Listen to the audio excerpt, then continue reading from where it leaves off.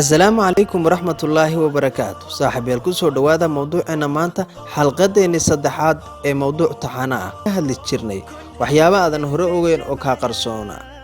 madaxweynaha dalka Turkiga Recep Tayyip Erdogan ayaa wadanka Turkiga u sameeyay carwada ugu weyn ee Yurub iyo garoomada diyaaradaha ugu waaweyn Yurub iyo sidoo kale hospitaalka ugu weyn Yurub muddo yar gudaheed waana madaxweynaha ugu saameynta badan muslimiinta adduunkan oo dhan ana madaxweynaha reer galbeedku ay ku tilmaameen libaax moogtahay in ra'iisul wasaaraha wadanka Pakistan Imran Khan uu ka soo jeeday qowmiyadda lagu magacaabo Pashtuun ee qowmiyad 99% muslimiin ah kamid dadka qowmiyadaas u dhashay Shah Rukh Khan iyo Salman Khan oo agteer caanka adduunkan aan ku noolnahay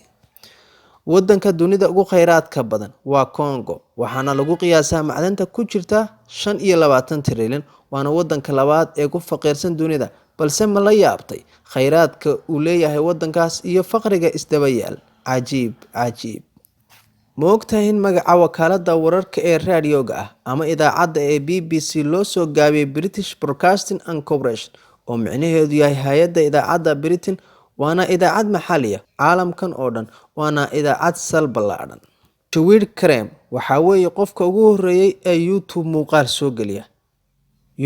muuqaal soo geliya waa bartanaan hadda idinkala hadlayo ayuu soo geliyay waxaanu soo geliyay muuqaal tijaabo ah sanadkii 2005 balse anigu waa macquul inaan muuqaalkayga ugu horeeyay ee aan soo geliyay sanad aan ku sheegin hadda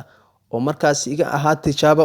waadna ku mahadsantahay daawashada muuqaalkan fadlan subscribe noo sar haddaad ku cusub tahayna haddii kalena like noogu sharaf saaxiibkaaga kalena sii gaarsii mowduucan siina share garee